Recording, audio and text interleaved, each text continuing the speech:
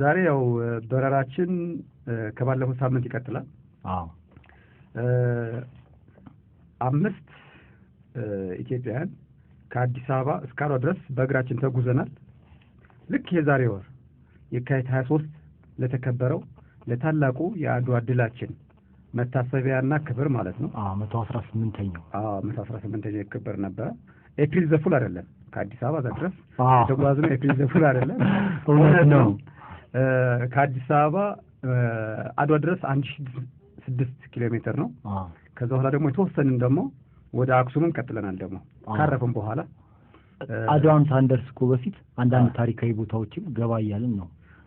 ወደ አክሱም የሄድንበትም ምክንያት አለ። በተለይ ደግሞ እኛ የድርጅታችን ስምም አክሱም ፒክቸርስ ነው። ስለዚህ ከዛ ጋር ተያይዞ ምክንያት አለው። እሱ ያው በረራው ስንደርስበት እናብራራዋለን። ለዛሬ ግን ከባለፈው ሳምንት ካቆምንበት በረራው ይቀጥላል። ከአምስተኛው ቀን በኋላ ማለት ነው። ከመጀመሪያው ቀን ጀምሮ ከሚኒሊክ አደባባይ ተነስተን በየቀኑ እንዴት እየተጓዝን የት እንደደረስን እስከ አምስተኛው ቀን በዝርዝር ነበር ባለፈው ሳምንት የበረርንበት። ዛሬ ደግሞ ከስድስተኛው ቀን ጀምሮ እንቀጥለዋለን። ወደዛቻልነው ድረስ ወደዛ ከቤታችን በፊት በኢትዮጵያ ፕሪሚየር ሊግ ምን አዲስ ነገር አለ? እሱ የለም። ግን ባለፈው ሳምንት ጠይቀህ ነበር። የመላ ኢትዮጵያዊ ጨዋታ ተጠናቋል። በ21 ለመጋቢት 21 ነው የተጠናቀቀው። አራተኛው የመላ ኢትዮጵያዊ ጨዋታ ነበር። ከትላንት ወዲያ ማለት ነው የተጠናቀቀው። እሺ። በአማራ ክልል አሸናፊነት ነው የተጠናቀቀው። እሺ። ያው የተዘጋጀውም በባህር ዳር ከተማ ነው። በብሔራዊ ስቴዲየማችን በጣም የሚያምር ስታዲየም ተሰርተዋል ባህር ዳር። ስለዚህ አዘጋጁ ክልል ነው የወሰደው እሱ ነው። ቀጥሎ ደግሞ ኦሮሚያ ክልል ነው። ሶስተኛ ደግሞ አዲስ አበባ፣ አራተኛ ትግራይ ክልል ነው። እንዳውም ትናንትና አማራ ክልል ለስፖርተኞቹ ወይም ለተሳተፉት የአማራ ክልል ስፖርተኞች ወርቅ ላመጡ እስከ 3000 ብር እያለ እስከ ብር ሽልማት ሰጥቷል። ከ1 ሚሊዮን ብር በላይ አውጥቶ እንዳውም አንዲት ልጅ ብርሃን ደመቀ የምትባል ነበረች።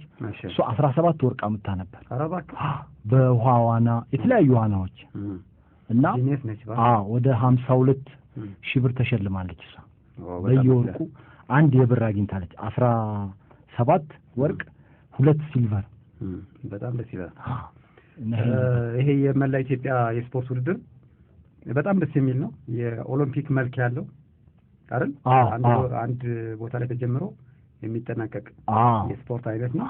ሀገራችን ውስጥ ደግሞ በተለያዩ ስፖርቶች ለሀገርም ወክለው በመላው ዓለምም ሊወዳደሩ የሚችሉ ስፖርተኞችን ለማውጣትም ወጣቶችን ይጠቅማል። በዛ ላይ ደግሞ ኢትዮጵያዊ በሙሉ በደንብ እንዲተዋወቅ፣ እንዲቀራረብ፣ አንድነቱ እየተጠናከረ እንዲሄድም ያደርጋል።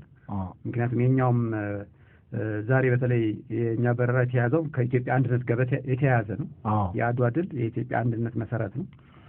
ስለዚህ ስፖርቱ ለአንድነታችንም ያው ጠቃሚ ነው ማለት ነው። ስፖርቱ ደግሞ በየ2 ዓመቱ ነው የሚካሄደው። አሁን ለሚቀጥለው አምስተኛውን ትግራይ ክልልና ደቡብ ክልል ተወዳድረው ነበር። ደቡብ ክልል አሸንፏል። በደቡብ ክልል ይካሄዳል ለሚቀጥለው ደግሞ። በጣም አሪፍ። ስለዚህ አዋሳ ነች የሚቀጥለው ዓመት ደግሞ የምታስተናግደው። ከ2 ዓመት በኋላ ማለት ነው። በጣም አሪፍ ነው። እሺ፣ ሌላስ ምን አለ? ያው የዛሬ ሳምንት ስናሟሙቅ የኢትዮጵያ ፕሪሚየር ሊግ ላይ ማሟቂያ ይዘህ ስለመጣ ነበረ ዛሬ የጠየቁ።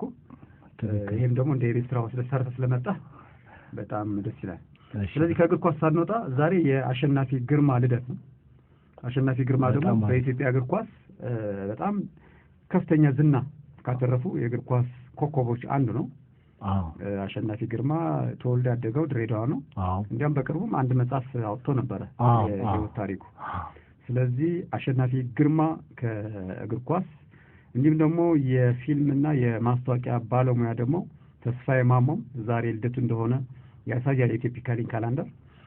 ስለዚህ ለአሸናፊ ግርማ፣ ለተስፋዬ ማሞ እንዲሁም ደግሞ በአጠቃላይ ዛሬ ልደታቸው እያከበሩ ላለው አድማጮቻችን፣ ተሳፋሪዎቻችን በሙሉ መልካም ልደት እንመኛለን። አሪፍ። እሺ፣ እስኪ ዛሬ ፕሮግራማችን በተመለከተ ምንድን ነው የምትለው? ያው እንግዲህ በረራውን በተመለከተ ነባር አብራሪ ስለሆንክ አንተ ብትጀምር ከዛ ይቀጥላል። ሙዚቃ ሰምተን እንመለስበታለን። ግን የዛሬ ሳምንት ከየት ተነስተን የት ደርሰን ነበር የሚለው ሃይላይት እንስጣቸውና ለተሳፋሪዎቻችን ቦታ እስኪይዙ ሙዚቃ እንጋብዛለን። ከዛ በኋላ ግን በቀጥታ በረራውን እንቀጥላለን ማለት ነው።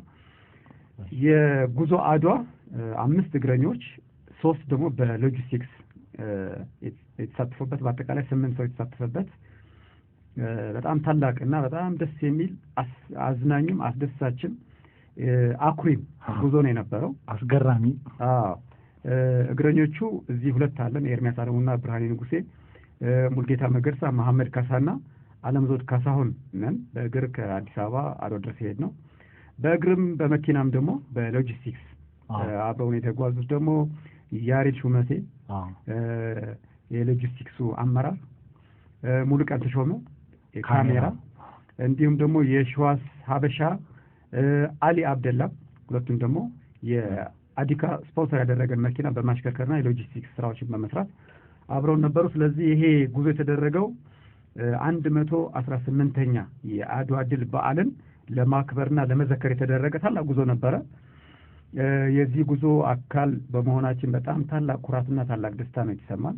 እድሜ ልክ የሚቆይ ደስታ ነው የተሰማን።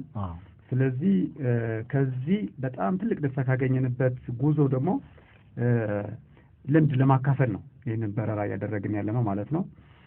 የአድዋ ድል እንደሚታወቀው ከ118 ዓመት በፊት ሁሉም ኢትዮጵያውያን ከተለያየ ኮርነር ተሰባስበው አድዋ ላይ ወራሪ ጣሊያንን ድባቅ በመምታት አንድነታቸውን የመሰረቱበት፣ ኢትዮጵያውያን እጣ ፈንታችንን በራሳችን እንድንወስን መብታችንን ያረጋገጡበት በጣም ኢትዮጵያዊ፣ አፍሪካዊ እንዲሁም ደግሞ የመላ ጥቁር የዓለም ሕዝቦች በሙሉ ድል ነው። ስለዚህ በየዓመቱ ብቻ ሳይሆን በየቀኑ መድመቅና መከበር ያለበት በዓል ነው። ለዛም ነው ደግሞ እኛ ያን ጉዞ ያደረግነው። ስለዚህ ጉዞ ደግሞ ያደረግነው እኛ ከአዲስ አበባ አድዋ ተጉዘን ብቻ ቁጭ እንድንል ሳይሆን ከልምዳችን ለብዙ ሰዎች ልምዳችንን በማካፈል ተመሳሳይ መነቃቃት ለታሪካችን ክብር እንዲኖረን ለማድረግም ጭምር ነው። ስለዚህ የዚህ በረራ አንዱ ዓላማም ያ ነው ማለት ነው። ስለዚህ ሰፋሪዎቻችን ከኛ ጉዞ ልምድ እንዲያገኙ እንዲነቃቁና ከሚቀጥሉ ዓመት ጀምሮ አብረውቱ አይቋረጥም። ስለዚህ አብረውን መጓዝ ለሚፈልጉ ሁሉ ክፍት ነው። ልምድም ለመስጠት ነው እንዲዘጋጁ። እሺ፣ ስለዚህ 6ኛው ቀን ላይ ነው የምንጀምረው።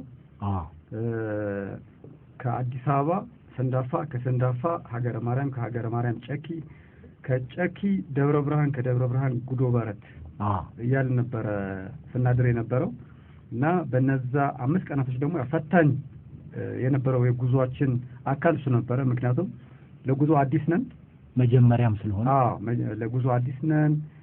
ያደረግናቸው አዳዲስ ጫማዎች ነበሩ፣ ያልተመቹን ጫማዎች ነበሩ። በዛ ላይ መጀመሪያ ቀን ላይ ደግሞ 40 ኪሎ ሜትር ነው የተጓዝነው ከአዲስ አበባ ሰንዳፋ። በጣም ከብዶን ነበረ እና ሁሉም ነገር ሁሌም እንደምንለው ሲጀመር ነው የሚከብደው። ከዛ በኋላ ግን እየለመድከው ስትሄድ የተሻለ ብቃት እያገኘ ስለምትሄድ እየቀለለ ይሄዳል እና በመጀመሪያዎቹ ቀናት በጣም ፈታኝ ነበረ። ከመጀመሪያው ቀን በኋላ ደግሞ ያሉት 4ቱ ቀናቶች ያለ ሎጂስቲክስ፣ መጀመሪያ ቀን ያሬድ ሹመቴና ሙሉቀን ብርሃኑ አብረውን ነበሩ እስከ ሰንዳፋ ድረስ። ስለምንበላው ስለምንጠጣው አንጨነቅም ነበረ። ሙሉቀን ብርሃኑ ደግሞ ከሚኒሊክ አደባባይ ከአዲስ አበባ ጀምሮ ያለው አነሳሳችን ሁኔታችን በፎቶም በፊልምም እየቀረጸም ነበረ። ስለዚህ አብረው ስለነበረ እነሱ የምናድርበትንም ቀድሞ ሄደው ሆቴል ይዞልን ነበረ። ያሬድ ሻወር ራሱ መንገድ ላይ ቀን ላይ አስወስደናል እኮ በፀሐይ የሚገርም ሻወር፣ ቀዝቃዛ ሻወር እና ከዛ በኋላ እኮ ተረካለን እና የመጀመሪያው ቀን እንደዚህ አይነት ድጋፎች ነበሩ በሎጂስቲክስ በኩል። 2ኛው፣ 3ኛው፣ 4ኛው፣ 5ኛው ቀን ላይ ግን እንደዚህ አይነት ነገር አልነበረም። ዝም ብለን ነበረ። ስለዚህ ስለ ምግብ የምንጨነቀው ራሳችንን፣ ስለምናርፍበት ቦታ የምንጨነቀው እኛ ነን፣ ስለምንበላው ቦታ የምናስበው እኛ ነን። እቃም ጭነናል፣ እቃም ሁላችንም ተሸክመናል። ስለዚህ ከባድ ጉዞ የነበረበት ነበረ እስከ ጉዶ በረት እስከ 5ኛው ቀን ድረስ ሄድ ነው ማለት ነው። ከዛ በኋላ ምን ይመስላል ደግሞ እሱ ላይ ነው አሁን የምንበረው።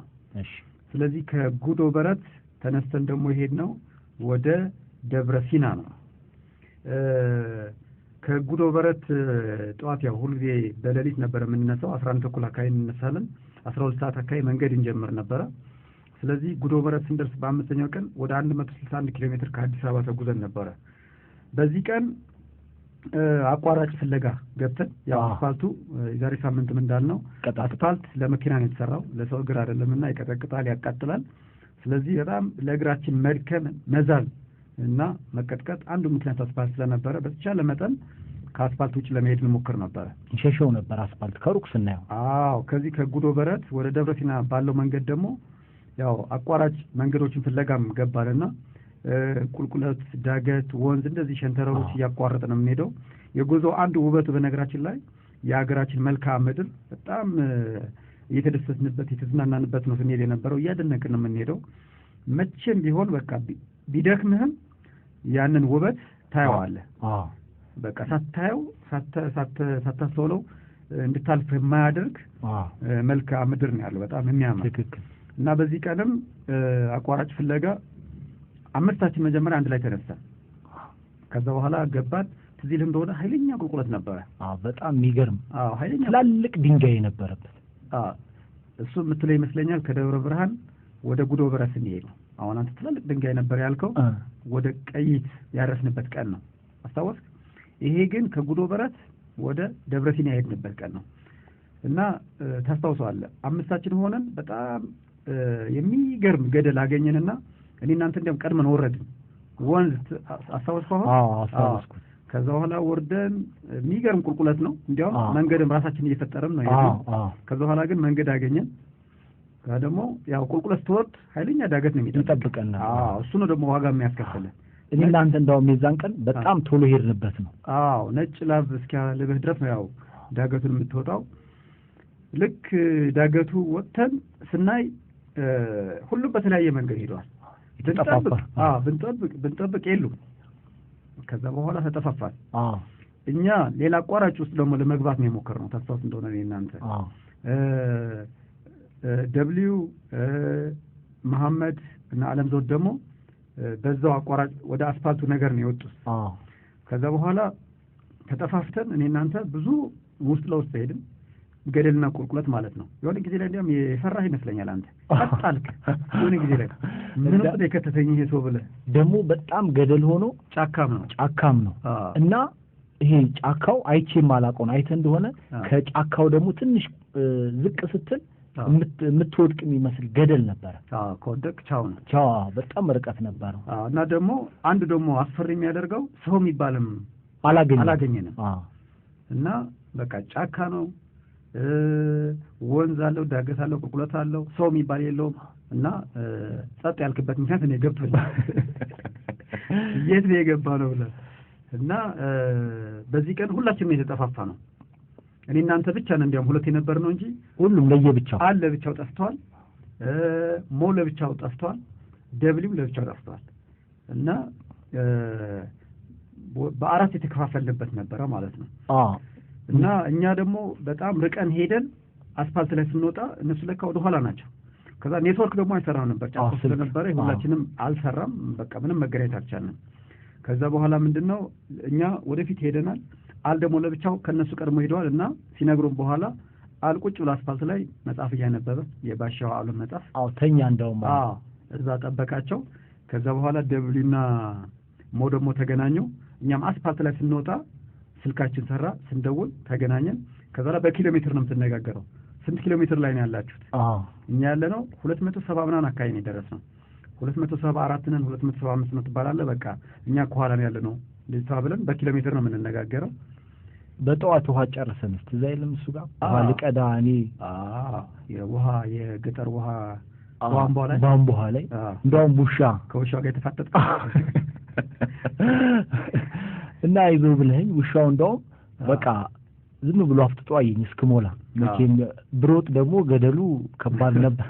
ከዛ እንደውም እዛ ጋር እኮ ታስታውስ እንደሆነ አንዲት ወጣት አህያ ከየነዳች እየመጣች በዚህ ጋር መንገድ አለ እንዴ ብለን እንደውም ጠየቅናት እኮ ላይ ቆመን ስንጠይቃት አሬ የመጣችሁት በጣም ወደ ውስጥ ነው የተሳሳተ ነው አለችንና እንደውም የወጣንበት ትልቁ ዳገት ላይ ብዙ አቅጣጫዎች ታይ ነበር። አንተ አቅጣጫ ለመፈለግ እሷ ራሱ የነገረች ነግራንም አንዳንዴ ደግሞ ስትጠይቅ ያይ ገጠር ሰው ይተባበራል።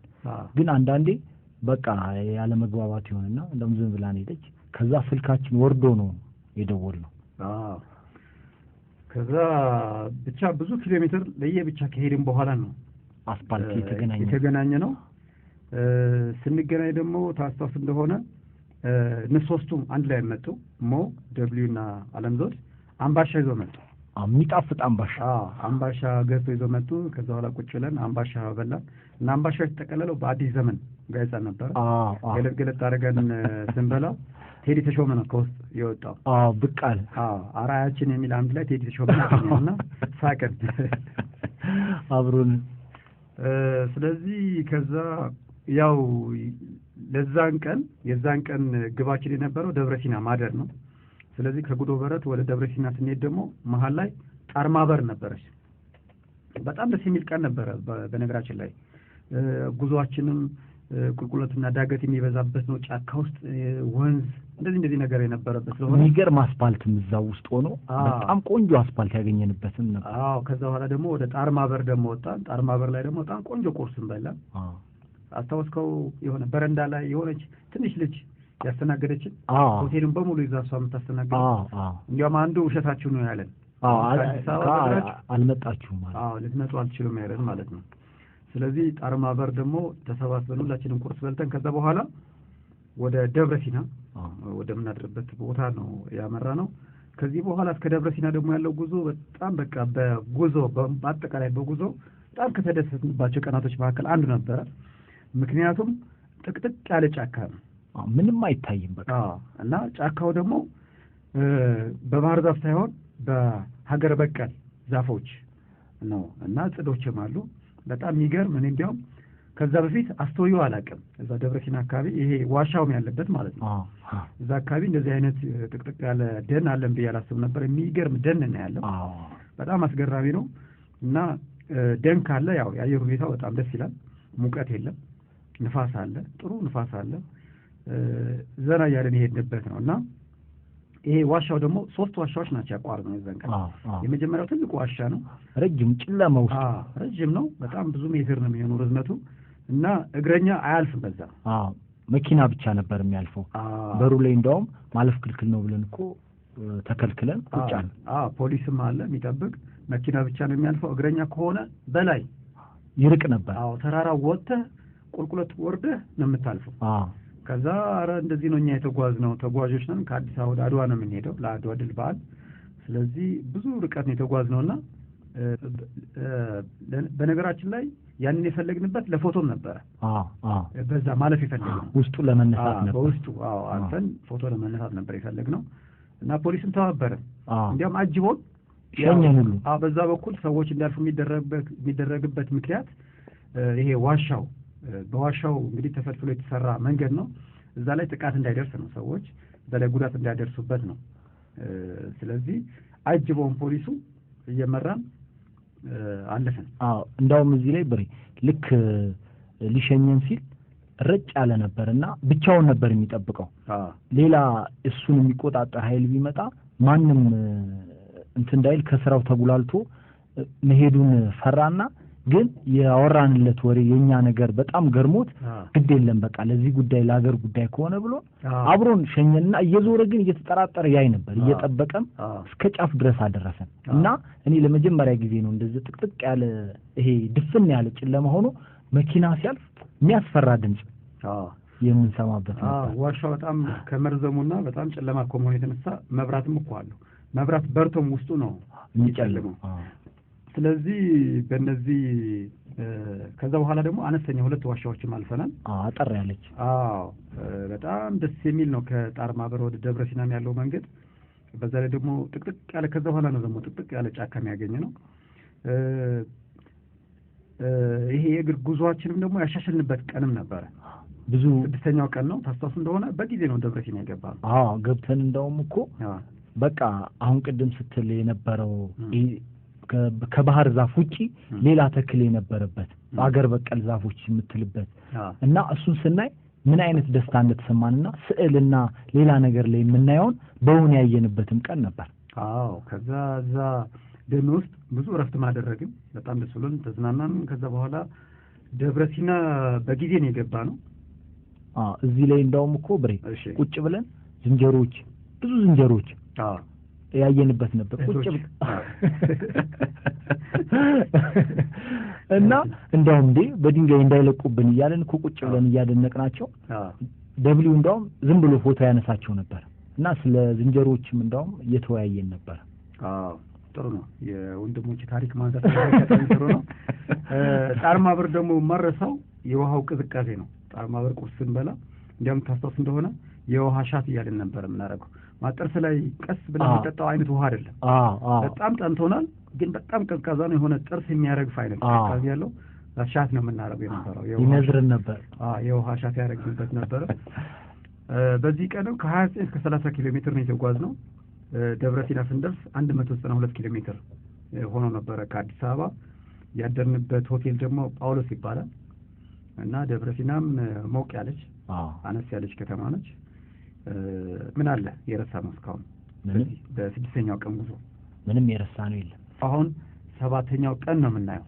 7ኛው ቀን ከደብረ ሲና የተነሳ ነው። ያደርነው ደግሞ ሸዋሮቢት ነው። ምን ታስታውሳለህ በዚህ ቀን? ሸዋሮቢት ምሳ አካባቢ ከደብረ ሲና ጀምር። ከደብረ ሲና እስከ ሸዋሮቢት ከደብረ ሲና ወደ 8 ሰዓት ነው ምሳ የበላነው የዛን ቀን። የት የበላንበት ቦታውን ክፉ ጥያቄ ጠየቁ። ግን ቦታው ምንድን ነበረ?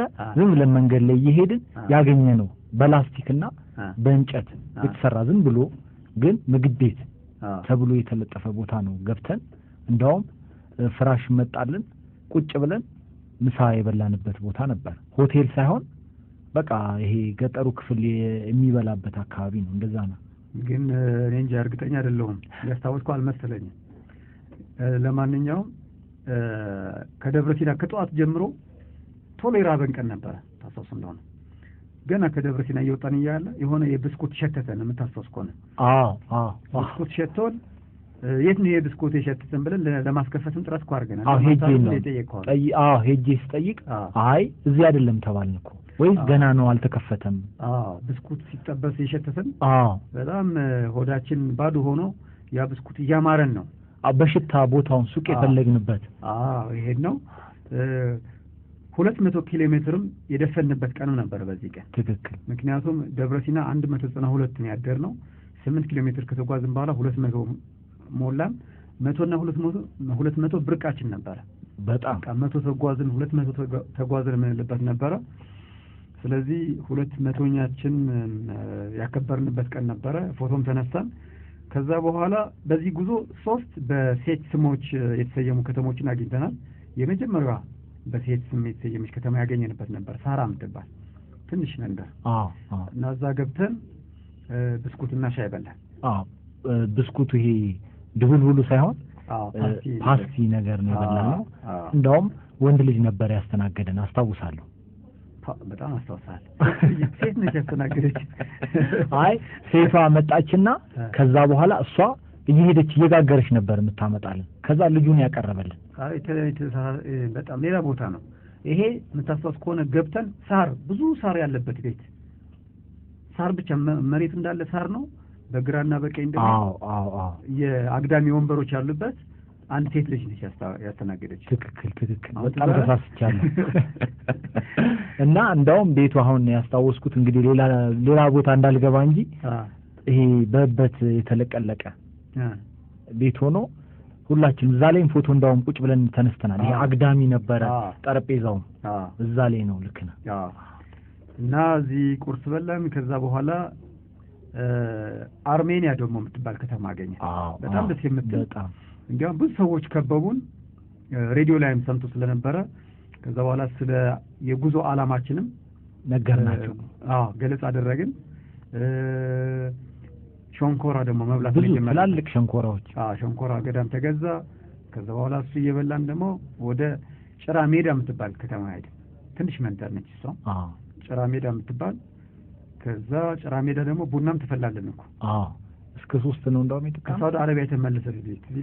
አስታውሳለሁ። በሩ ላይ ህፃን ልጅ ነበር። ለዛው ልጅም ነበራት ህፃን ልጅ የሆነ በረንዳ ላይ። ህፃን ልጅን አላስታወስኩትም እንግዲህ በረንዳ ላይ እንዲያውም የፊያት መኪና ትልቅ መኪና ስዕል ያለበት ቤት አስታወስክ? አስታውሻለሁ። ከሳውዲ አረቢያ የተመለሰች ልጅ በረንዳ ላይ ቡና አፍልታልን ብዙ ረፍት አድርገን ሄድ ነው። ከዚህ እንደውም እንትኑን ይሄ ረከቦት አይተን ነው የገባ ነው። ረከቦት ይሄ የቡና ረከቦት አይተን በር ላይ የድሮ ቤት ነው ቤቱ ነው የድሮ ቤት ነው አስታውስ። ስለዚህ ጭራ ሜዳ ይባላል። ይሄ ጭራ ሜዳ ደግሞ ረፍት አደረግን፣ ሚሪንዳ ጠጣን፣ ቡና ተፈላለን፣ ቡና ጠጣን። ከዛ በኋላ ቀጠልን። አስፋቸው የምትባል ከተማ ነው ምሳ ይበላ ነው። ይሄ አስታውሰው ከሆነ ግቢ ነው። ባልና ሚስት አሉ። ሚስትየው ናቸው ከኩሽና ምግብ እየሰሩ የሚያቀርቡት። እንደ በረንዳ ነገር አለው። የከተማው ሰዎች ደግሞ እዛ ይጠጡ ነበረ ቴሌቪዥን እያዩ። እኛ ደግሞ እግራችን የታጠብን ግቢ ውስጥ እንደውም እዛው መሬት ላይ እንደውም ተንጋለን እኮ ተኛ። ብዙ እረፍት ያደረግንበት ነበረ። ከዛ በኋላ የት ነው ያደርነው? ሸዋሮቢት። ትክክል። ሸዋሮቢትም ያው ትልቅ ስም ያላት ትልቅ ከተማ ነች። እዛ መድረስ ራሱ ለኛ እንደ ትልቅ ነገር ነበር። ከደብረ ብርሃን በኋላ እንደ ትልቅ ስኬት ነበረ። በዚህ ቀን ደግሞ የምንጠብቀው በጉጉት የምንጠብቀውም ነገር ነበረ። በጉጉት የምንጠብቀው ነገር ምንድነው? ያሬድ ሹመቴ ገንዘብም አዲሱ የአዲካ መኪናም ይዞ ይመጣል ብለን የምንጠብቅበት፣ ሙሉቀን ብርሃኑ የሺዋት ሀበሻ የመጡበት ቀን ነው። ሙሉ አልመጣም። የዛን ቀን ሁለቱ ብቻ ነበር የመጡት እና የያሬድ መምጣት ገንዘብም አለ። የገንዘብ ችግር የሚፈታ ነበረ። የመኝታ የምናድርበትን ቦታ እናቅ ነበር። ዛዘር ፌስ ኦፍ ኢትዮጵያ 15,000 ብር ልኮልን ነበር ያሬድ። የአዲካ ደግሞ አዲሱ መኪና መጣ። ስለዚህ መኪናው መጣ ማለት ስለምንበላው፣ ስለምንጠጣው፣ ስለምንተኛበት አናስብም። ድንኳንም አንሸከምም። ከባድ እቃዎችም መኪና ላይ እናረጋለን። ከዛ በኋላ እንዳለ ሀሳቡ ያሬድ ይሆናል ማለት ነው። የሎጂስቲክስ ብለን ኦፍ የምንልበት ስለሆነ በጣም በጉጉት ነበር የምንጠብቃቸው። ሸዋሮቢት እየገባን ነው የመጡት ያሬድ። መጡና ምሳኮ በክላክስ ድብልቅልቅ ያደረጉት። ከዛ በኋላ በቃ እያጀቡን ወደ ሸዋሮቢት ገባን። ሸዋሮቢት ቁልቢ የሚባል ሆቴል ነው ምሳ የበላ ነው። አረ ምሳ አይደለም።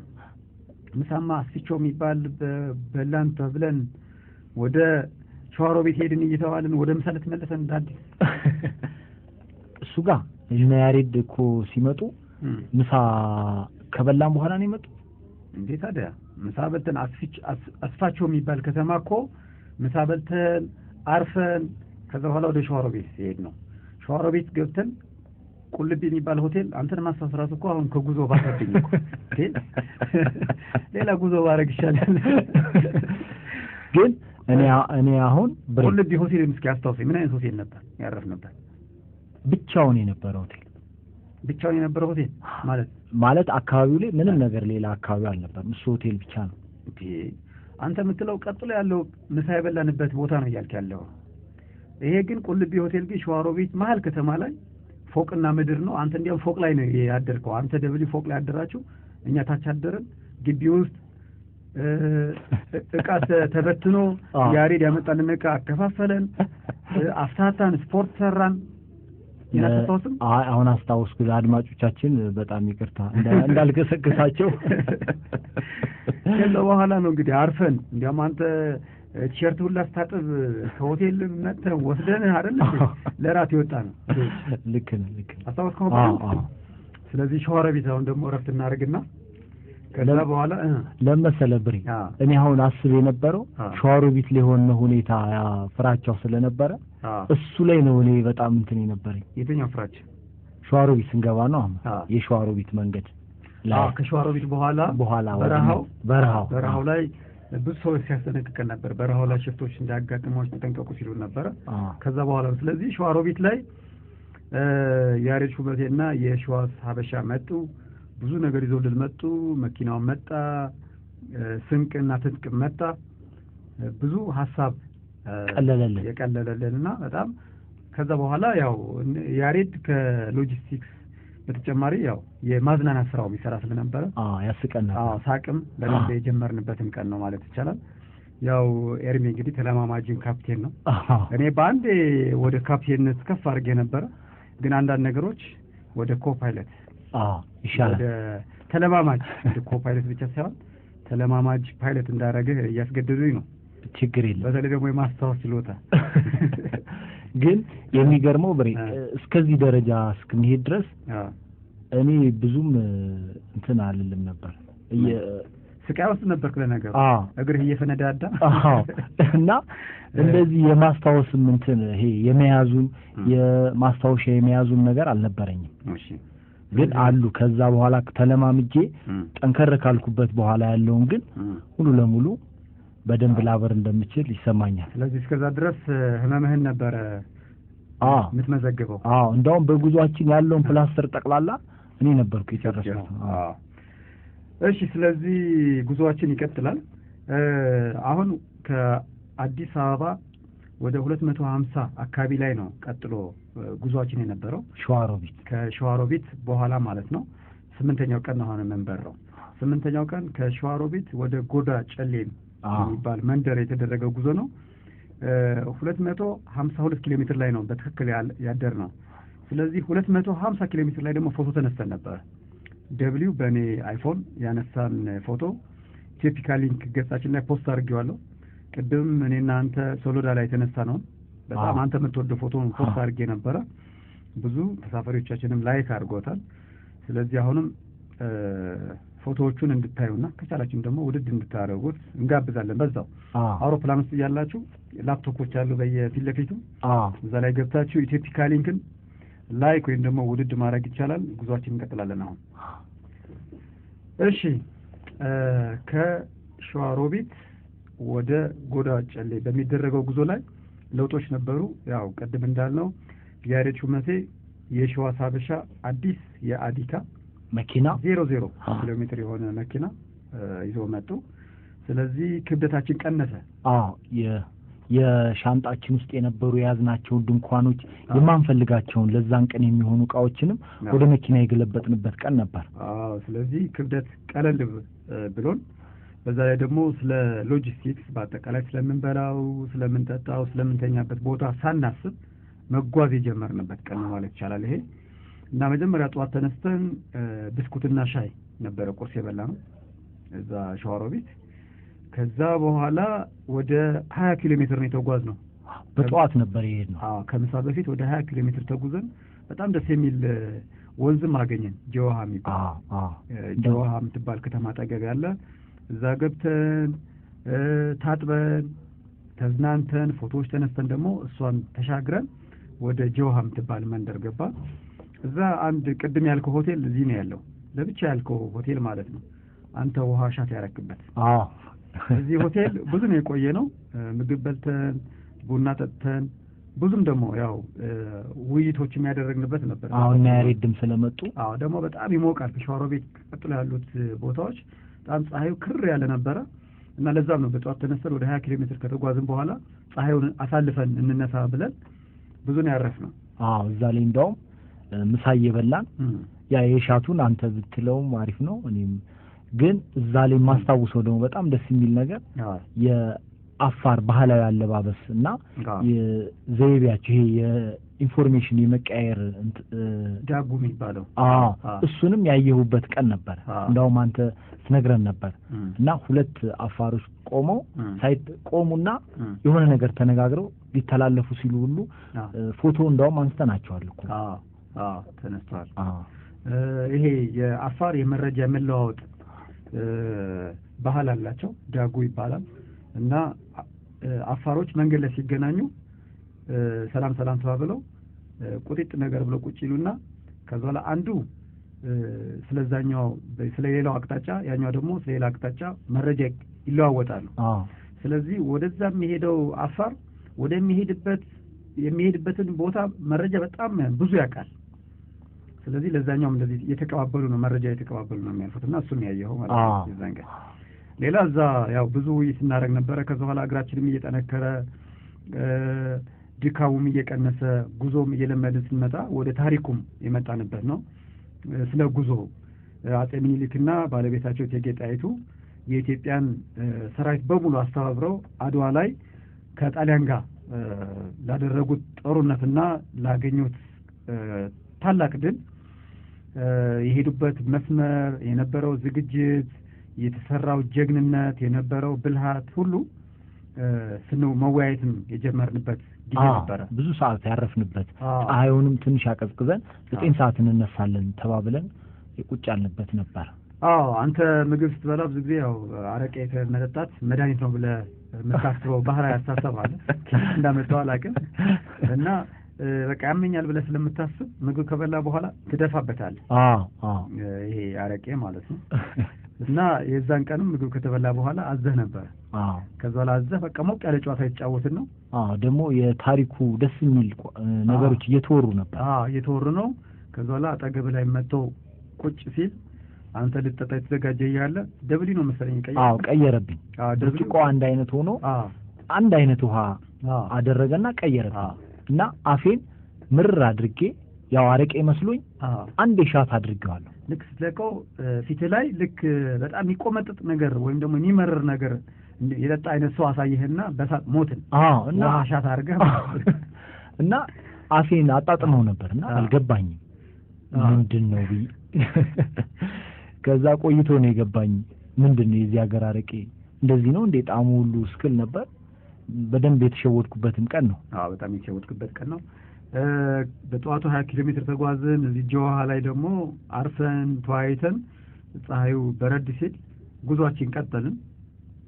12 ኪሎ ሜትር ደግሞ ጨመርንበትና 32 ኪሎ ሜትር ላይ አደርን። 252 ኪሎ ሜትር ጆሃን አልፈን ማለት ነው ጎዳ ጨሌ የሚባል መንደር ነው ያደርነው። ያሬድ ቀድሞ ሄዶ ጎዳ ጨሌ በጣም ትንሽ መንደር ነች፣ ሆቴል የላትም። ስለዚህ እዛ አካባቢ ያሉ ሰዎችን አነጋግሮ የጎዳ ጨሌ አንደኛ ደረጃ ትምህርት ቤት ኤሌመንተሪ ትምህርት ቤት እዛ አነጋግሮ እዛ ግቢ ውስጥ ድንኳን ተክለን እንድናደር ጨርሶ ነው የጠበቀን። ደግሞ የሚገርመው ትምህርት ቤቱ ቦታው ወይም እንዴት ያሬድ እንዳገኘው ራሱ የዛን ቀን በጣም ተገርመን ነበር። ምክንያቱም ከመንገዱ በደንብ ይርቅ ነበር ወደ ውስጥ ገባ ያለ ነው። ከዛ በፊት ብሬ አፋር እኮ አግኝተን ነበር ቁጭ ብለን ኢንፎርሜሽን የሚጠይቁ እዛ ነው ብለን ነው ግን ብዙ ግመሎች የሚያየንበት ቦታ ነበር። በጣም ብዙ የሚሆኑ ግመሎች አይተናል። በጣም ብዙ ግመሎች ያየንበት ቀን ልክ ነው። መንገዱ ሁሉ ዘግተውት ነበር። እንደውም ፎቶ ለመነሳት አብረን እየተሯሯጥን ነበር። ልክ ነው።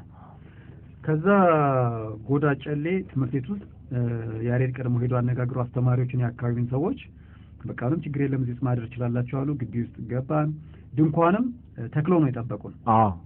ቀድሞ መኪና ውስጥ ስለነበረ ድንኳን ተክለው ቦታችን አስተካክለው ነው የጠበቁን ያሬድና የሽዋስ። ከዛ በቀጥታ ሄድን። ደስ የሚል አካባቢ ነው። መንደሩ በጣም ደስ ይላል። በጣም በተራሮች የተከበበ ሜዳ መንደር ነው። እነዛ ሜዳ ላይ ሆነ ተራሮችን የምታይበት በጣም ደስ የሚል አካባቢ ነው ጎዳ ጨሌ የሚባል። እንደውም አሪፍ ኮከቦች እኮ ያየንበት ቀን ነው። ማታ ላይ እና የዛን ቀን እንደውም እነ ያሬድ መተው እኮ ያው ፍየልም የጋበዙን ቀን ነበር። የሆነ ዶሮ የመሰለች ፍየል ትንሽ ፍየል መሳይ ማለት ይቻላል። ደስ የሚል ነበረ። እንዳልከው ድንኳኑ ተደኩኗል። ፍየሏም ታስራ ነበረ። ከዛ በኋላ ቀን ነበረ። ያሁን በጣም ጉልበታችን ጥሩ የሆነ መንገድ እየለመድን እግራችን የተሻለ ስለነበረ ቶሎ ነበር እንደርሰው እዚህ ቦታ የደረስነው በፀሐይ ብርሃን ነው። ከዛ በኋላ ዘና ብለን አርፈን ፍየሏ ታረደች። ታርዳም ሽንኩርት እንደዚህ ብላችሁ ደግሞ አበሰላችኋት። አብዛኛዎቻችን ሙያም እኮ የታየበት ቀን ነበር። ያንተ የሽንኩርት መክተፍ ሙያ ታየ መሆኑን እኮ መሐመድ ካሳ እኔ እንደውም ምግብ መስራት በደንብ ስለምችል ከመጀመሪያ ከጉዟችን ልንሄድ ስንል ችግር የለም ምግብ በመስራቱ ላይ እኔ በጣም ጎበዝ ስለሆንኩኝ እችላለሁ ሲለን ነበር። የዛን ቀን አጋጣሚ ተገኝቶ እስቲ ሞክራል ነው። ከዛ የዛን ቀን እንደውም ሽንኩርት አከታተፍ ውድድር ነበረን እኔና ሞ። ከዛ መጨረሻ ላይ ሽንኩርት አከታተፍ ታለንት ሾው እና ሞህና ደግሞ ያሬድ ሹመቴ ማታ አራቱ አሰራር ላይ በቃ እኔ እያሉ የሽዋስ አበሻም በሙያ የተጨቃጨቁበት ነበር አይደል? ከምግቡ ማብሰሉ ይልቅ የነሱ ጭቅጭቅ የበዛበት ነው። ከፍየሏ የኔ ይሻላል እያሉ ትንሽ ተጨቃጭቀዋል። ከዛ ፍየሏ ታረዳች፣ ተሰራች። ያው ጉዞ ተጉዘህ የሚያስጠላ ነገር ያው መስራት ነው። እንደዚህ አይነት በቃ 32 ኪሎ ሜትር ተጉዘህ 32 ኪሎ ሜትር ነው የተጓዝነው የዛን ቀን። ግን ለመስራት ሞም አንተም መነሳሳታችሁ ደስ ይል ነበረ። ከዛ ፍየሏ ስትታረድ ደብሊው በጣም አዘነ። ፍየሏ በምታረዷ ማለት ነው። አይቻት ነበር ብሎ የምታሳዝነች ደግሞ ትንሽ ነች። ከሷ ጋር ሲጫወት ምናምን በቃ ዝምድና ፈጠረና አስቀድሞ እንዴት እችን እበላለሁ ብሎ በቃ ፍየል አልበላም ብሎ ያደመበትም ምሽት ነበር። አምጾ በቃ በፍጹም እኔ አልበላም አሁን አይቻት እንዴት እሷን እበላለሁ ብሎ ሁሉ ሸሸኑሉ። ከፍተኛ ሰብአዊነትም ያሳየ ብንለው ያው እንግዲህ ለእኛ ነው የተፈጠረችው። ስለዚህ መብላት አለብህ ብንለው አልበላም ብሎ ዳቦ በልቶ ያደረበት ነው። እኛ ግን ያው የመጀመሪያውም የመጨረሻውም ፍየል የታረደበት ቀን ነው። ከዛ በኋላ እኛ እንደሱ ሁልጊዜ ፋሲካ መስሎን ጠብቀን ነበር። ያሬድ በክክ ነበር። ከዛ በኋላ ታሪኩ ሌላ ነው የሆነው። ለማንኛውም በጣም ደስ የሚል ምሽት ነበረ። በዚህ ምሽት ላይ የማይረሳው የዛ አካባቢ ሰዎችና አስተማሪዎች ፍቅር የሰጡት ፍቅር ነው። በትክክል ኦሮሚያ ክልል ውስጥ አይደለም ግን በአማራ ክልል ውስጥ ልዩ የኦሮሚያ ዞን ነው አይደል? እና በጣም የሚገርም እንክብካቤ ያደረጉልን እየተመላለሱ እንዴት ናችሁ አይዟችሁ እያሉ እና ደግሞ አባባ ኦመሪቲ የሚባሉ ደግሞ የዛ የትምህርት ቤቱ ጥበቃ ከኛ ጋር እዛው አንጥፈው እኛ እንዲያውም ድንኳን ውስጥ ነው ያደርነው። እሳቸው ዝም ብለው ሜዳው ላይ አንጥፈው ክላሻቸው ይዘው እኛን ሲጠብቁ ያደሩበት ነበር። በጣም የሚገርም ፍቅር ያገኘንበት አካባቢ ነው ጎዳ ጨሌ። ስለዚህ አዳራችን ይሄ ይመስላል። የመጀመሪያው ጎዳ ጨሌ 8 ቀን ያለ እረፍት ነው ጉዞ ያደረግነው። በየቀኑ የተነሳን ጠዋት የተነሳን አንዳንድ ቀን ሙሉ ቀን በኋላ ደግሞ እግራችን እየለመደ ድካማችን እየቀለለ ሲመጣ ደግሞ በብርሃን መጨረስ ጀመርን ከሰዓት በኋላ። ስለዚህ በአጠቃላይ ግን ከዚህም ስንነሳ ያቀድነው ምንድነው በሳምንት አንድ ቀን ለማረፍ ነበር። ስለዚህ 9ኛው ቀን በቃ ማረፍ አለብን ብለን ተስማማንና እዛው ጎዳ ጨሌ ትምህርት ቤቱ በጣም ነው የተመቸን። ትምህርት ቤት ውስጥ ድንኳን ተክለን ያደርነው። በዛ ላይ የአካባቢ ሰዎች በጣም ፍቅር ናቸው። አባባ ኦሜሪቲ ደግሞ አሉ ሌላ በጣም ፍቅር የሚያስይዙ ሰው። ስለዚህ ቦታው አሪፍ ነው፣ ሰዎቹም አሪፍ ናቸው። ስለዚህ በዛ ላይ ደግሞ ደክሞናል። 8 ቀን በተከታታይ ተጉዘናል። ማረፍ አለብን የሚል ሐሳብ መጣና በሐሳቡ ተስማምተን እዛው ዋለን። አድረን እንደገና በሁለተኛው ቀን ዋልን። ውለን አደረን ማለት ነው። ስለዚህ ውሏችን መብላት፣ መተኛት፣ ማንበብ፣ መጫወት፣ ማውራት ላይ ያተኮረ ነው የነበረው። ከድንኳኑ አካባቢ እንኳን ምንም አልሄድንም። ምክንያቱም በቃ እረፍት ሲባል ማረፍ ነው መጓዝ የለብንም በሚል ደስ የሚል የእረፍት ቀን ነበር ያደረግነው። ደግሞም ጠቅሞናል። ከዛ በኋላ ቀጥሎ ላለው ነገር እንደ አዲስ እንድንነሳም አድርጎናልና በእረፍት ቀናችን ላይ ያው ከታሪኩም ጋር በተያያዘ የኢትዮጵያ ሰራዊት ከሁሉም የሀገራችን አካባቢዎች ተሰባስቦ አድዋ ላይ ጣሊያን በመግጠም ድል በማድረግ አንጸባራቂ ድል በማግኘት የኢትዮጵያ የአፍሪካ አጠቃላይ የጥቁር የመላው ሕዝብ ጥቁር ታሪክ እንዲሆን ያደረገባቸው ምክንያቶች ላይ ውይይቶች ስናደርግ ነበር። ከዛ ጎን ለጎን ደግሞ የማይረሱት ያው አባባ ኦሜሪቲ ናቸው።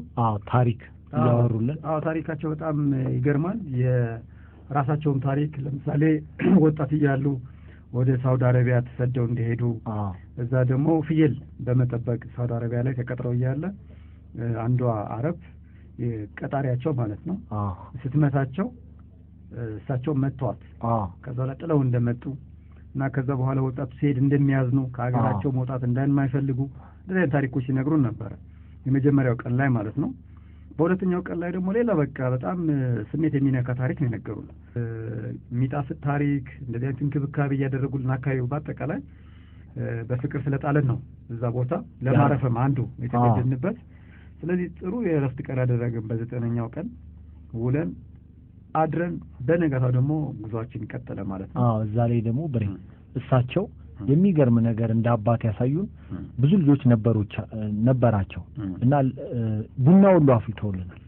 ቁጭ ብለው እሳቸው ትልቅ ሰው ናቸው፣ ግን ለኛ በፍጹም ማፍላት አለብኝ ብለው ቁጭ ብለው ሁሉ እኮ ቡና አፈሉልን።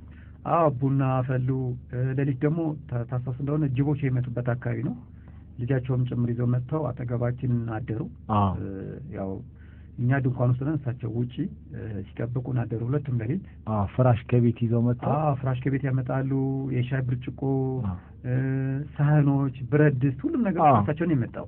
ምግብ ሲሰራበት የነበረው ሁሉም እቃም ከእሳቸው ቤት እያመጡ በጣም የሚገርም እንክብካቤ ነው ያደረጉልን። ቀንም ላይ አስተማሪዎቹ ተመልሰው እንዳውም መጥተው እኛ ጋር ቁጭ ብለው አውርተው ተወያይተው ነው የተመለሱት። አስተማሪዎቹም ቀን ይመጡ ነበረ፣ ማታ ይመጡ ነበረ። እንዴት ናቸው እያሉ ቼክ ያደርጉን ነበረ።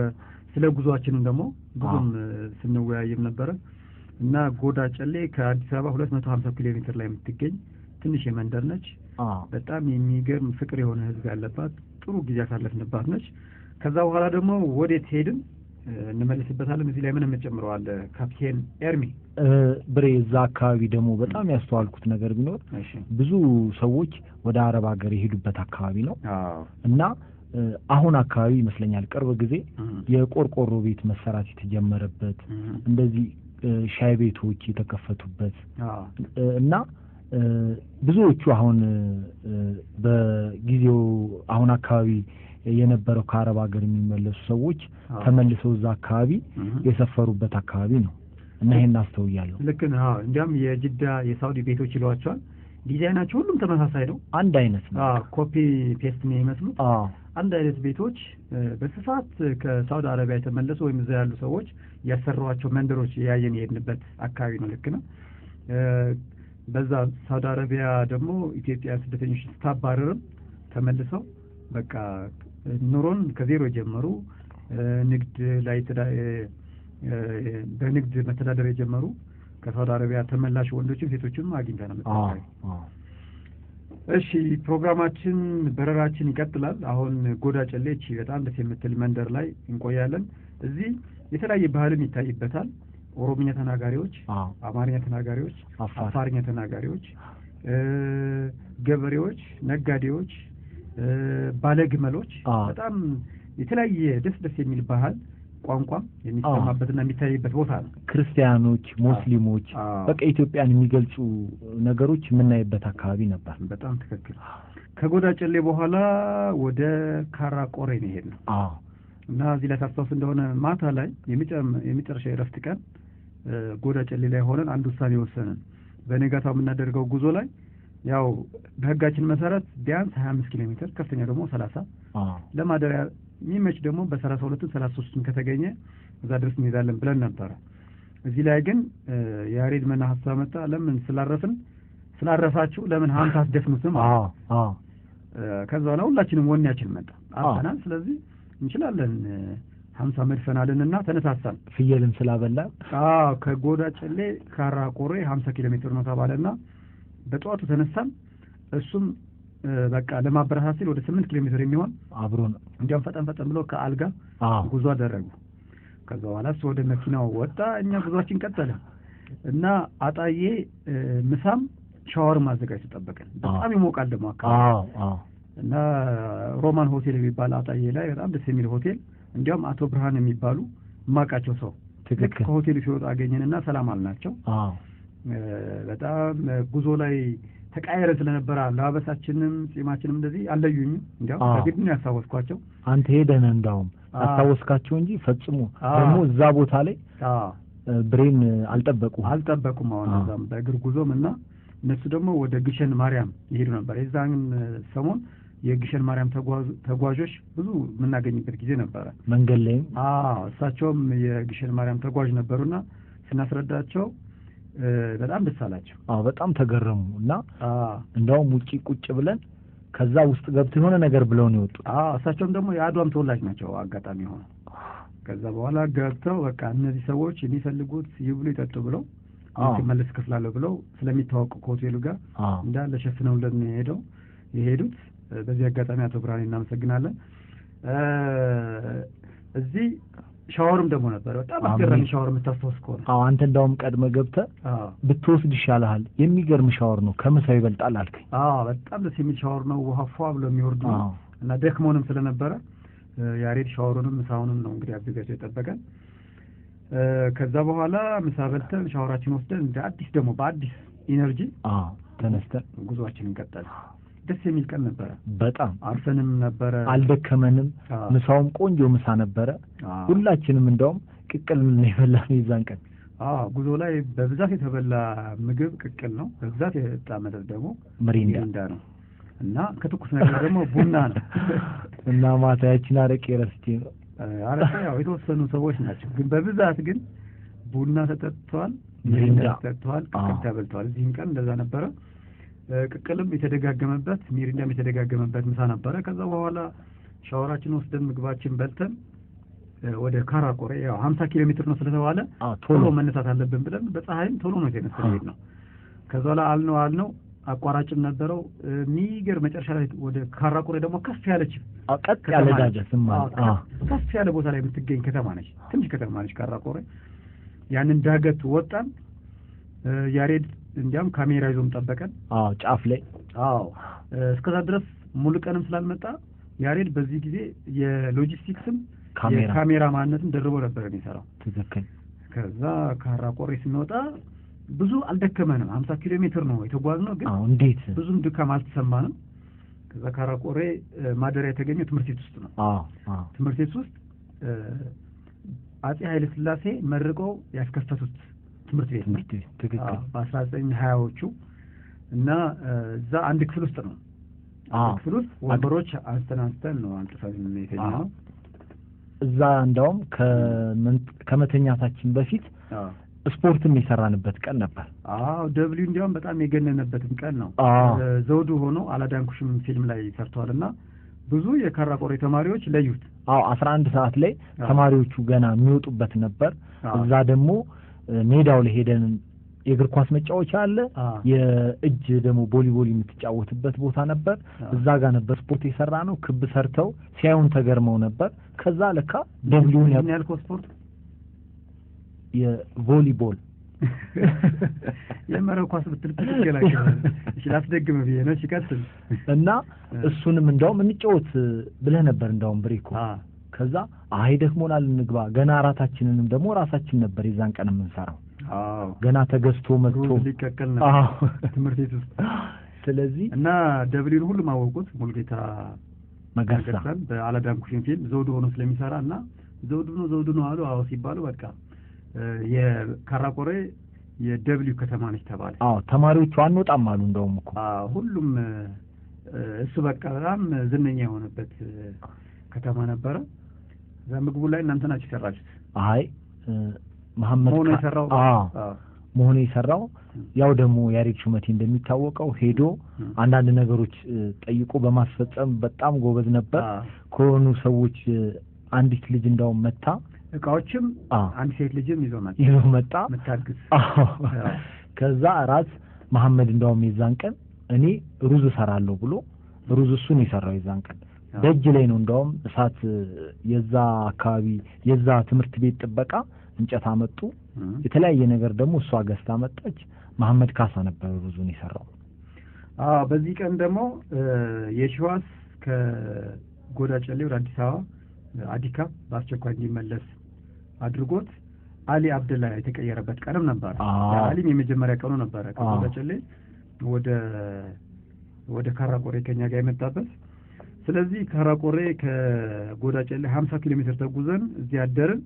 በነጋታው ግን የደረስንበት 50 ኪሎ ሜትር ሳይሆን የተጓዝነው ምናልባትም ከ30 የማይበልጥ ሆኖ ነው የተገኘው። እኛ ግን 50 የተጓዝን መስሎን ደስ ብሎ እንዴት አልደከመንም ስንል ያሬድ አበሰረን እኮ። ከዛ ተሸውደን አለካ። ከዛ በኋላ ምንድነው የሆነው? በነጋታው ደግሞ ሌላ ጉዞ ቀጠለ። ቀጣዩ ቀን ደግሞ ይሄ 11ኛው ቀን ያንተ ቀን ነበር። 10ኛው ቀን የደብሊው ነበር። ምክንያቱም በጣም ካራቆሬ ላይ ዝነኛ ነበር። ዘውዱ ሲባል ነበር። ቀጣዩ ቀን ደግሞ ያንተ ነው። ያንተ የሆነበት ምክንያቱም አለ እና ይሄ ከጎዳ ጨሌ ወደ ካራቆሬ 50 ኪሎ ሜትር መስሎን ተሸውደን ነበረ። ስለዚህ ቀጣይ ምን አደረገን? ከካራቆሬ ወደ ከሚሴ በቃ ለማካካስ ረጅም ጉዞ እናድርግ ብለን ተስማማን እና ከካራቆሬ ከሚሴ ደግሞ 48 ኪሎ ሜትር ነው። በጉዞአችንም ረጅሙ ሜዳ ደግሞ ምንም ረጅም ጉዞ ያደረግንበት ነው። በአጠቃላይ በ44 ቀናት ስንጓዝ ረጅም ጉዞ ያደረግንበት ይሄ ነው እና በጠዋቱ ነው የተነሳ ነው። በጠዋቱ ተነስተን ደግሞ ያለ ቁርስ ያው ትምህርት ቤት ነው ያደርነው። መንደሯም ትንሽ ስለነበረች ምንም ቁርስ ነገርም አልነበራትም። ከሱቅ አበወለድና ይሄ አንዳንድ ብስኩቶች መሐመድ ካሳ ገዛ። እሷን እየቆረጠምን ወጣን። ከዛ ግን ጫካ ላይ ያሬድ ሹመቴ ሻይ ቤት ይዞልን መጣ። በፔርሙዝ ፔርሙዝ፣ ብርጭቆች፣ ሳምቡሳ፣ ፓስቲ እና የሻይ ቤት አንድ ሰራተኛ ይዞ መጣና ጫካው ላይ ማን ነው ሻይ ቤቱ መጥቶ ቁርስ በላን። ከዛ በኋላ ምንድነው እቺ ጨፌ ሮቢት የምትባል ከተማ አቋርጠን አልፈን መሄድ አለብን ወደ ኬሚሴ። ስለዚህ ለምሳም ጨፌ ሮቢት አናርፍም፣ የምናድርበትም አይደለም፣ ምክንያቱም የምናድረው ኬሚሴ ነው ብለናልና ጨፌ ሮቢት መግባቱ ምንም አይጠቅመንም። ስለዚህ ቆርጠን ከጀርባ መንገዱን እንሄዳለንና ሜዳውን ይዘን መቁረጥ ጀመርን። መንገድ ላይ ምግብ መጣለን እኮ አይደል? ከዛ በኋላ ነው እዚህ ላይ ግን እየሄድን እያለ ከተማዋን በቀኝ በኩል ትተን በግራ በኩል እየሄድን እያለ ወደ ቦርከና ወንዝ ፖሊሶች እኔ አንተ አልፊት ነበረ። ደብሊና ሞ ደግሞ ከኋላ ነበሩ። ትክክል። ከዛ በኋላ ፖሊሶች መጡ። ጠርተው የተሯሯጡ ሁለት ፖሊሶች ናቸው፣ ክላሽ ይዘዋል። ተሯሯጡ፣ አስቆሙን። ኑ ምናምን አሉን። ከዛ ሄድን። ያው መንገድ ላይ ብዙ አሪፍ ፖሊሶች አግኝተናል። በደንብ ደግ የሆኑና ለኛ ደህንነት በጣም የሚጨነቁ ፖሊሶች አግኝተናል። አንዳንድ ደግሞ ያበሳጩንም ነበሩ። ባለፈው ጨኪ ላይ እንዳጋጠመናል ፖሊስ ከከተማው ሊያስወጣ እንደነበረ እዚህ ላይም እነዚህ ፖሊሶችም በቃ መጡና ወዴት ነው የምትሄዱት አለን። አስረዳናቸው። ደብዳቤ ደግሞ የመንግስት ኮሚኒኬሽን ጽሕፈት ቤት የሰጠን ደብዳቤ አለ። ስለዚህ እሱ የትም ቦታ ያው በኩራት የምናወጣውና የምናልፍበትም ደብዳቤ ነበረ። አሳየናቸው። እንደዚህ ነው የምንሄደው። በዛ ላይ ትልቅ የኢትዮጵያ ሰንደቅ ዓላማና አድዋ የሚል ባንዲራዎችን ይዘናል። ወዴት ነው የምትሄዱት አሉን። ነገርናቸው። በቃ ኑ አሉን ወደ ከተማው ሊመለሱን ማለት ነው። መመለስ ደግሞ በጣም ያስጠላል። ሩቅ ነው ደግሞ የምንመለስበት ፖሊስ ጣቢያ ከመንገዳችን ይርቃል እና ብዙ መንገድም ልንጨምር ነው። ሁሌም 1 ሜትርም ብትሆን ወደ ኋላ ስትመለስ ያስጠላሃል።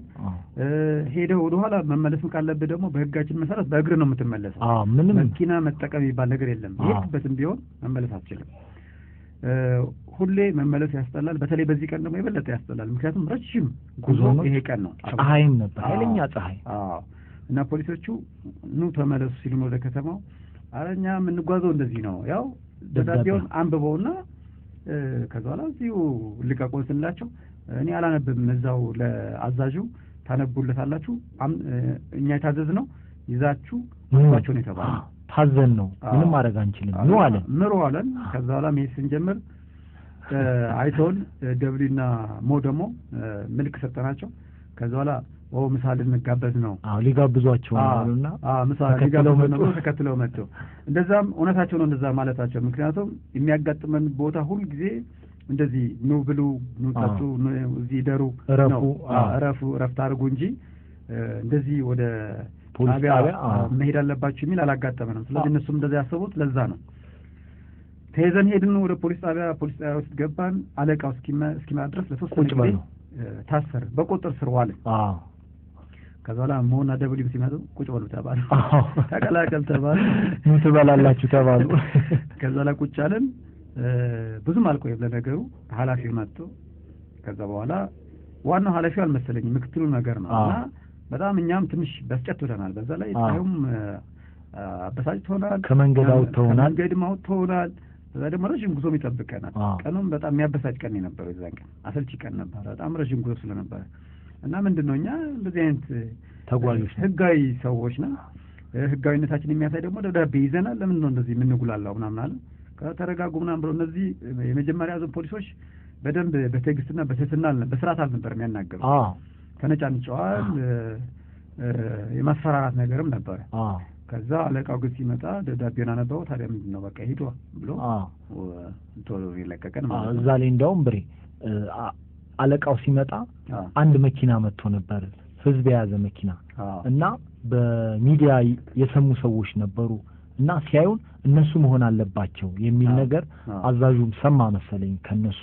ወዲያው እየሮጠ መጥቶ እንዳውም እንዳንጉላላ ተባብሮ ምን ችግር አለው ታዲያ ለዚህ እንዴት እንደዚህ ታደርጋለህ ይሄዱ እንዳውም ይቅርታ እንዳውም እንደመጠየቅ ብሎ ለቀቀ። ያልከው አውቶቡሱ የሆነ ግጭት አጋጥሞ አውቶቡስ እንዳለ ነው ወደ ፖሊስ ጣቢያ የመጣውና ተሳፋሪዎችም ጭምር ነበር የመጡት። ከነዛ ተሳፋሪዎች ነበር ተከትለውም ያናገሩን ሰው ነበሩ። በጣም ትልቅ ሰውዬ።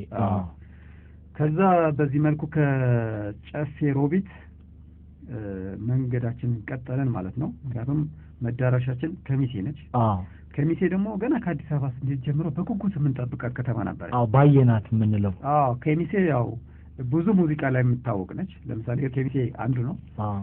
ከሚሴ ሲባል ሙዚቃ ይመጣብሃል፣ ግመሎች ይመጡብሃል፣ የተለያየ ባህል ይመጣብሃል።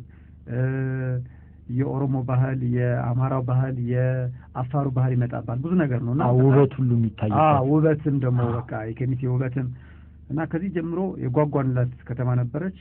ግን ብንል ልንደርስባት አልቻልንም። በፍጹም እንደውም እንደዚህ አይነት ሜዳ አይቻላቅ ምንም ጫፍ የሌለው ሜዳ።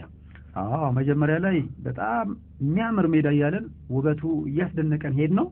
በኋላ ግን በቃ ውበት ማድነቅ ራሱ ከአቅማችን በላይ ሆነ።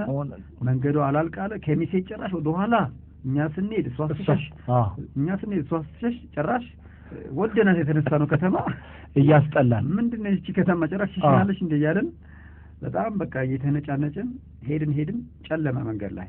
እንደውም እዛ የገረመኝ የጉዞ ላይ የውሃን ጥቅም ያየውበትም ነው።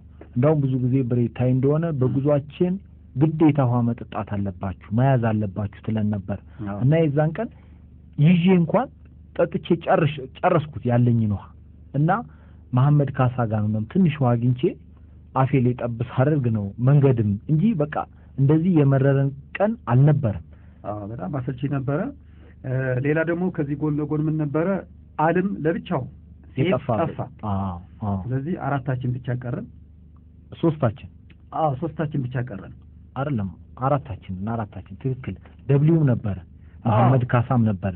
ግን ደብሊው መጨረሻ ላይ ነው የመጣልን።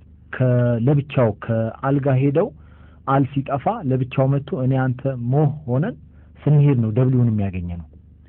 ብቻ አራታችን ነበረን። ግን ጠፋ እና በዓል መጥፋቱን ተናደናል። ደግሞ ምክንያቱም ለብቻው ሲሄድ እረኞች ሊተናኮሉት ይችላሉ። በዛ ላይ ደግሞ ደብዳቤ ላይዝ ይችላል እሱ ጋር ኪሱ ውስጥ ላይሆን ይችላል እና ብቻ ስትሆን በአጠቃላይ አካባቢውን ደግሞ ሽፍቶችን ሊያጋጥማቸው ይችላሉ የተባልንበትም አካባቢ ነው እና በጣም ስጋት ነበረብን። በዚህ ላይ መንገዱ አላልቃለ። የአካባቢ ሰዎች ደግሞ መንገድ ሲነግሩን ነበር እንደዚህ ወንዝ እንዳይሆንባችሁ ወደ አስፋልት ብትወጡ ይሻላችኋል። ምክንያቱም ብዙ ሰዎች ከአስፋልት ውጭ ስንጓዝ ይገርማቸው ነበር። በአስፋልት ይሻላችኋል ቀጥ ያለ ቀና መንገድ ይሉናል እና እንደዛ መስሎኛ ዝም ብለን ሰዎቹ ውጡ ቢሉን ዝም ብለን ሳንወጣ በቃ በሜዳውን እያዝን ዝም ብለን ሄደን ጨለመ። ሲጨልም ደግሞ ምን አገኘን? የሚያሰምጥ ረግረግ በፍጹም የማይሞከር ሳርና ውሃ ያለው ጭቃ ያለው እግር ስትረግጠው ይዞ የሚገባ ወደ ውስጥ የሚያሰምጥ እየባሰ ደግሞ ከዛ በተቻለ መጠን ዘለል እያለን የተወሰነ መሄድ ሞከረን። የበለጠ ስንሄድ ግን በቃ እየባሰ ገደል እያገኘን ከሚሴ ላይ በዛ ላይ በጣም ሩቅ ነች። መብራት ብቻ ነው የሚታየን ጨልመዋል። እናያታለን ግን አንደርስባትም። ከዛ አንተም መነጫነጭ ጀመርክ። ድጋጤህና ፍርሃት መጣብህ። ደብል ይሄ ነገር ያሻግራል ሲል ምንድን ነው ያልከው? ግባና አሳየኛል። ይኬድበታል ዝለል ይላል። እንዴ ገብታ አሳየኝ ይለዋል። እሱ ይብስ ይስቅብኛል፣ ይዝናናብኝ ጀመር።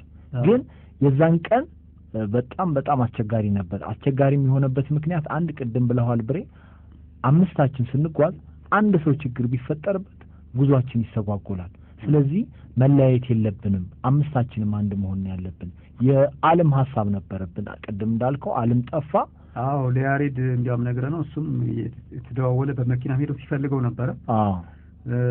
ከዛ በኋላ ነገረ እኛ እዛ ረግረግ ውስጥ በተያዝንበት ጊዜ ገብቷል ተባለ። ከሚሴ ደርሷል። ደግሞ ገብቷል እሱ እኔ እንዳውም የዛን ጊዜ የደብሊው በጣም የሚገርም ቀን ነበር። እኔ ደግሞ የደብሊውን ሳየው ይሞከራል ይለኛል ደጋግሞ አሳየኛ አለዋለሁ። እኔ ግን ነገር አንዴ እንዳውም ብሬ ምን ብለኸኛል? ጉዟችን ላይ በጣም የማረሳው ነገር ጉዞ ስንሄድ በጣም አሰልቺ ከባድ ሊሆን ይችላል። እኔ እናንተም ጉዞ ላይ ልንጣላ እንችላለን።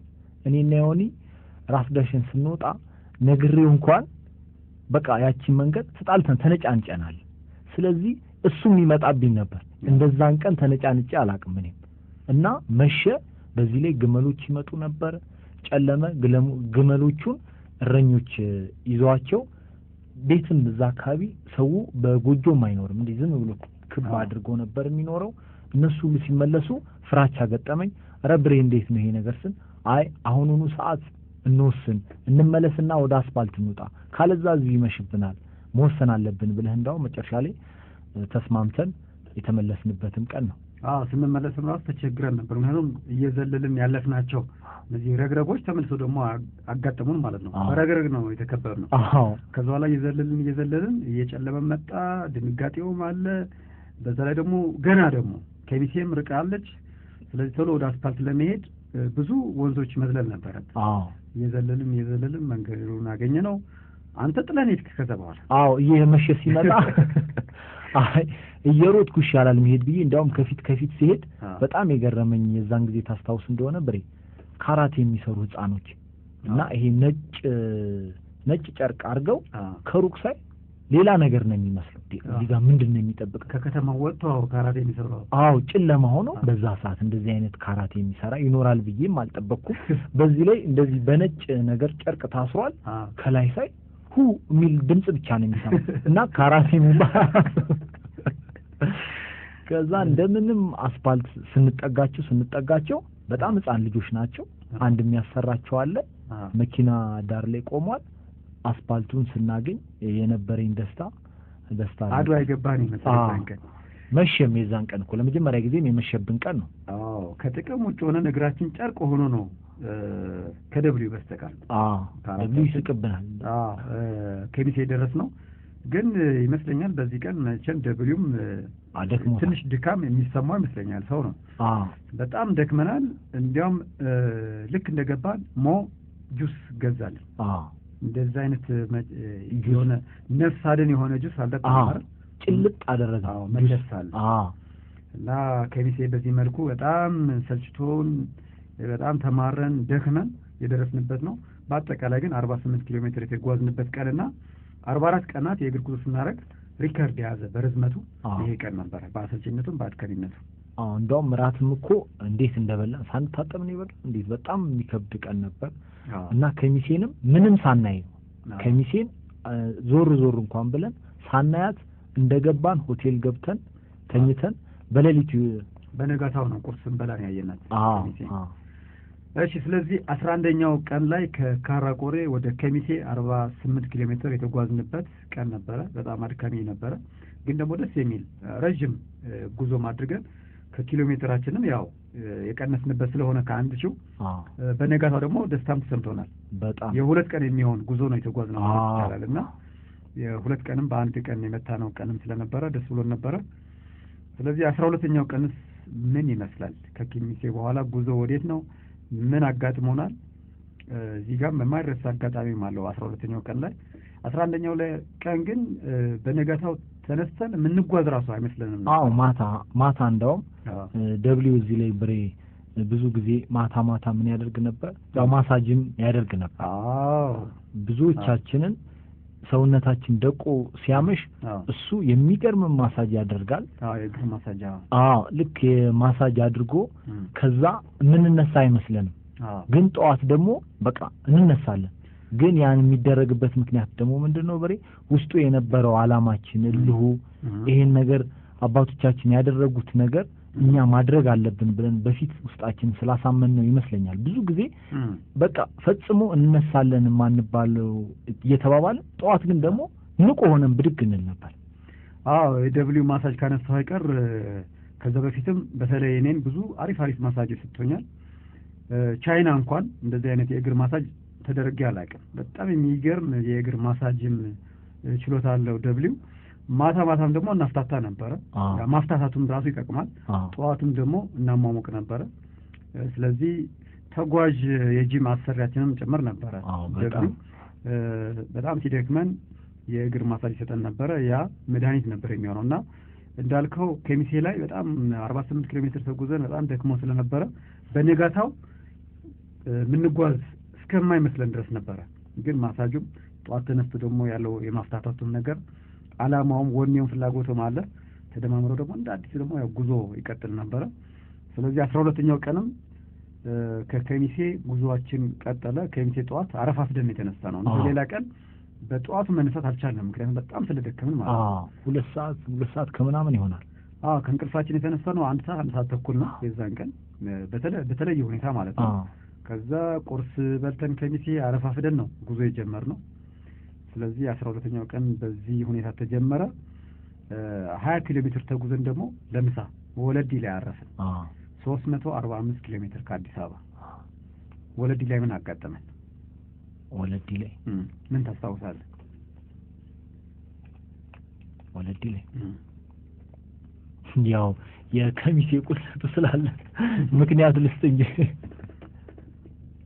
ወለዲ ላይ ያሬድ እና አሊ ቀድሞ ሄደው አንድ ምግብ ቤት ሻወር ያለበት አዘጋጅተው ጠበቁን። ሻወርም ምግብም ደግሞ በየአይነቱ እና ከዛ በኋላ ሻወር ወስደን ምግባችን በልተን ቡናችን ጠጥተን ጉዞ ጀመረን እና ያደርነው የት ነው? ፊንጭቶ የምትባል የመስኖ እርሻ ያለበት ነው። እሱም በደንብ አስታውሰዋለሁ፣ የሚረሳም አይደለም። እሺ እሱ ላይ እስኪ ምንታውሰው?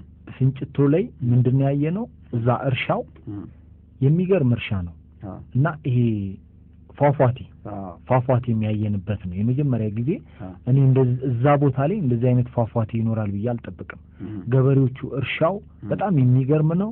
ውስጥ ድንኳን ጥለን ነው እዛ እኮ ያደረው እና ደብሊው ራሱ ሄዶ ጠፍቶብን ገደል ውስጥ ዝንጀሮች ከላይ እንጫጫሉ። አዲስ ሰው ስለመጣባቸው እንጫጩ ነበር። ያመሸንበትም ቀን ነበር። የመስኖ እርሻው መሀል ውስጥ ድንኳን ደኩረን እሳት እየነደደ በጣም በሚገርም የተፈጥሮ ውበት መሀል ውስጥ ከላይ ደግሞ የሚገርሙ ደስ የሚሉ ከዋክብት ያለበት ሰማይ፣ የዝንጀሮች ጩኸት እንዲሁም ደግሞ የፏፏቴው ድምፅ በእንደዚህ ሁኔታ ነው ምሽቱም ያመሸነውና ያደርነው። ሌሊትም ዝንጀሮቹም ጅቦችም አላስተኛ ብለው ነበር። እንደውም የተንጫጩ ድምጾች ነበሩ እና ደግሞ ድንኳኗን የጣልንበት ቦታ ላይ 2 ድንኳን ብቻ ነው የምትችለው። ዙሪያውን ባህር ዛፍና መስኖች ነበሩ። ከዛ እንደገና ትንሽ ደግሞ ወጣ ስትል የፏፏቴው እሱ ነበር። እዛ ላይም ውስጥ ውሃውን ገብተን ፎቶ ሁሉ ተነስተናል። እና የዚህ ቀን የማይረሳው ምንድነው? የወለዲ እዛ ምሳ የበላንበት ምግብ ቤት ምግብ የሰራችው ልጅ ሳትሆን ሴትዮ ወይዘሮ ልጇን እና ወጣትም ነገር ስለሆነች ነው አንቺ የምንላት እና በጣም የጣፍጥ ምግብ ነው ያበላችን። ለያሬድ አንድ ታሪክ ነገረችውና ማታ ላይ ያንን ታሪክ ነገረን። እዛ ፊንጭቶ ቁጭ ብለን እሳት አንደን ራት እየበላን እያለ ራቱን ከዛ ነው የመጣው። ሄዶ ምሳም የበላችሁበት ሬስቶራንት ራትም ከዛ ነው የመጣውና ይሄንን የሚጣፍጥ ምሳም ራትን የሰራችው ሴት ደግሞ ልጇ በእምነት ደገፉ ይባላል። የደም ካንሰር ህመም ያለበት የወለዲ ከተማ ህዝብ በሙሉ ለዚህ ልጅ ደም ለግሶ ጨርሷል አሁን እና ይሄ ልጅ ከዚህ በኋላ ህይወቱ አደጋ ውስጥ ነው ያለውና እግረ መንገዳችን ለዚህ ልጅ አንድ ነገር እንድንሰራ ጠይቀናለች። ምን ይመስላችኋል አለ። በታሪኩ ልባችን ተነካ፣ የምንችለውን ሁሉ እናደርጋለን ብለን ቃል የገባንበት ምሽት ነበር። በትክክል እንደውም የዛን ጊዜ የማስታውሰው በሬ ይቅርታ ሰዓቱ ስለደረሰ ነው እንጂ እራት ከመብላታችን በፊት ይሄንን ነገር እንማማልና ቃል እንግባ የተባለበትም ቀን ነበር። በጣም ትክክል ነው። ቃልም ተገባባን፣ ታማልን። በነጋታውም ደግሞ ልጁንም አግኝተዋል። ከዛ በኋላ ምን ረግ ነው የሚቀጥለው ሳምንት እንመለስበታለን። አሁን አውሮፕላኑ ደግሞ አብረን መመለስ አለብን ወደ አዲስ አበባ። ስለዚህ 5 ደቂቃዎች ናቸው ያሉ። አንድ ሙዚቃ የሰማን አብረን እንመለሳለን።